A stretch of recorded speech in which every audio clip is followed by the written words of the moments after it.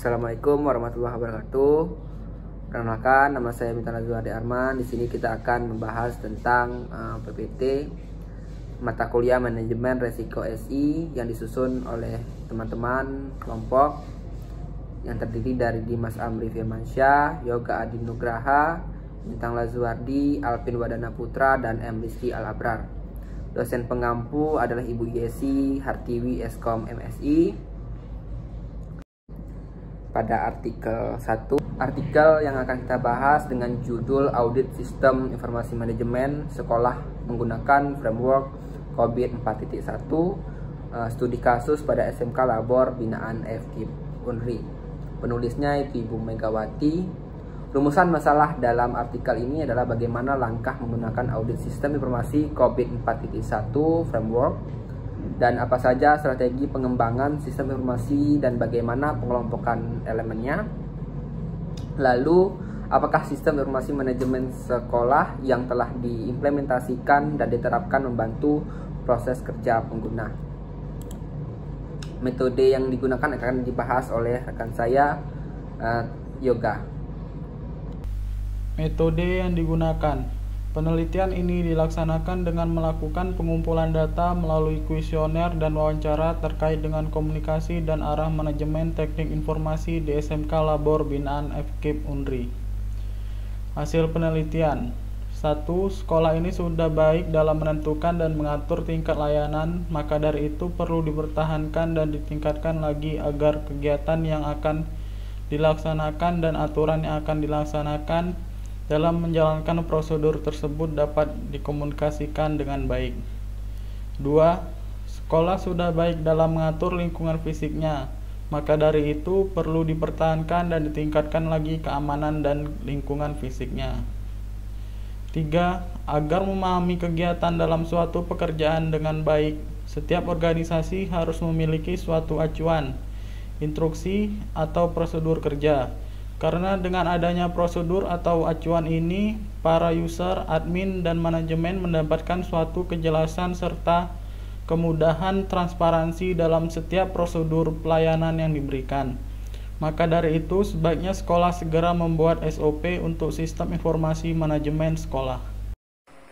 Kesimpulannya adalah, yang pertama, sistem informasi manajemen sekolah yang telah diimplementasi dan diterapkan sudah membantu proses kerja pengguna sistem dan sesuai dengan tujuan dari sekolah sebagai lembaga pendidikan yang telah menerapkan standar ISO. Dan yang terakhir yaitu usulan model audit sistem dilihat dari standar penilaian ISO untuk standar manajemen mutu yang dapat dijadikan sebagai panduan bagi auditor internal sekolah maupun auditor sistem untuk mengidentifikasi kendali kritis yang dibutuhkan sesuai dengan proses COVID. Artikel kedua dengan judul Pengaruh Pelatihan Terhadap Kompetensi Karyawan PT LN Industri Persero Bandung. Penulis dari artikel ini adalah Putu Ivo Yuda Wilasastra dan Ella Giovanni Sagala. Rumusan masalah, bagaimana pengaruh pelatihan terhadap kompetensi karyawan yang dilakukan di PT LN Industri Persero Bandung. Metode yang digunakan. Penelitian ini menggunakan metode kuantitatif.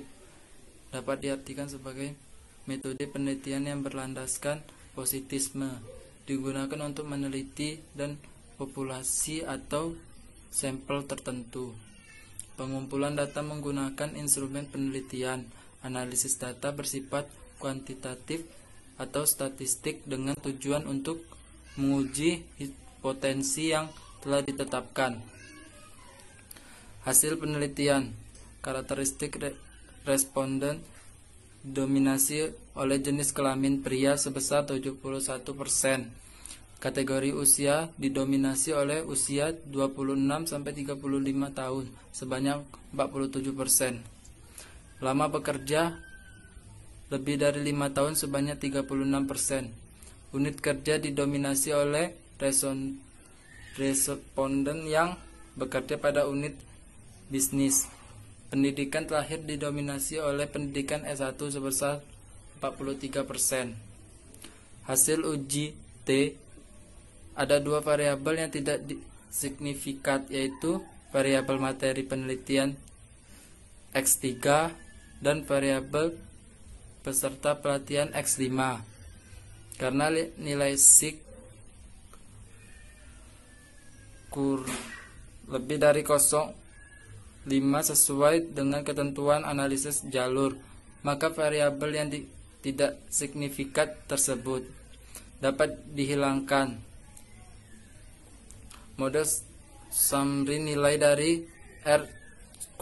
R2 sebesar 0,159 sehingga nilai koefisien determinasi untuk mengetahui besarnya pengaruh variabel tujuan sasaran pelatihan X1, kualitas pelatih X2, dan metode penelitian X4 secara bersama-sama mempengaruhi terhadap kompetensi karyawan sebesar 15,9%.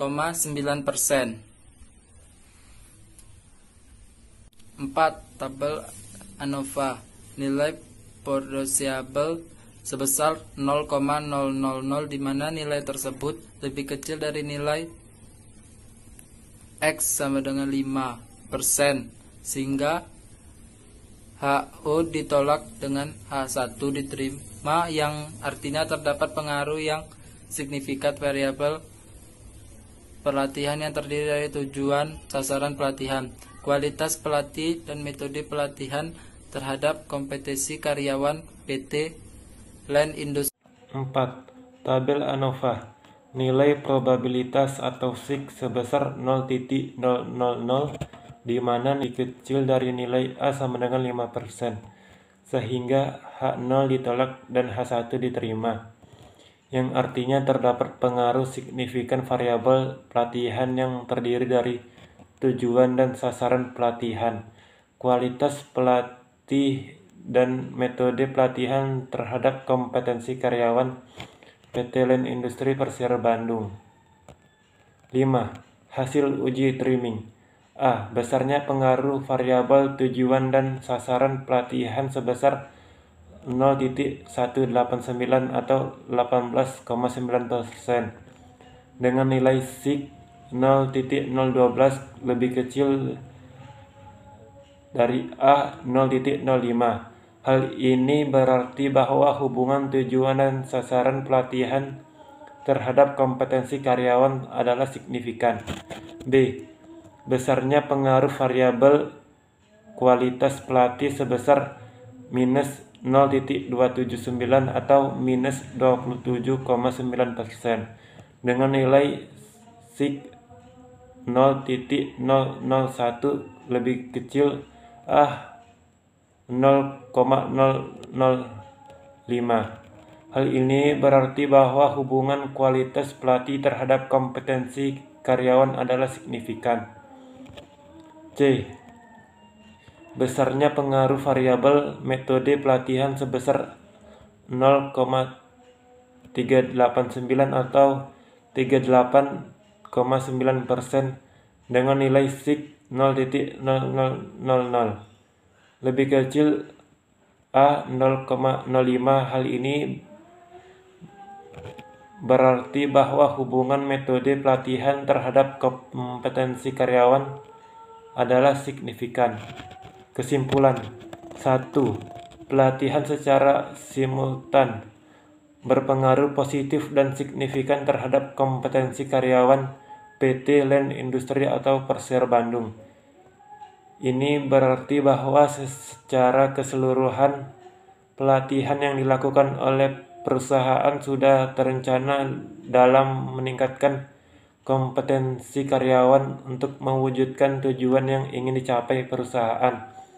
2. Secara terpisah atau parsial, pelatihan berpengaruh tidak signifikan terhadap kompetensi karyawan PT Land Industri atau Persero Bandung.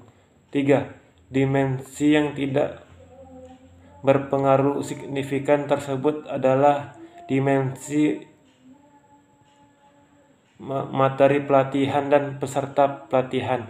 4. Dimensi yang berpengaruh paling besar terhadap kompetensi karyawan adalah metode pelatihan, kemudian disusul oleh tujuan dan sasaran pelatihan. 5. Dimensi yang berpengaruh paling kecil adalah kualitas pelatih. Terima kasih. Sekian presentasi dari kelompok kami tentang artikel yang kami bahas. Saya ucapkan wabillahi taufiq wal hidayah. Wassalamualaikum warahmatullahi wabarakatuh.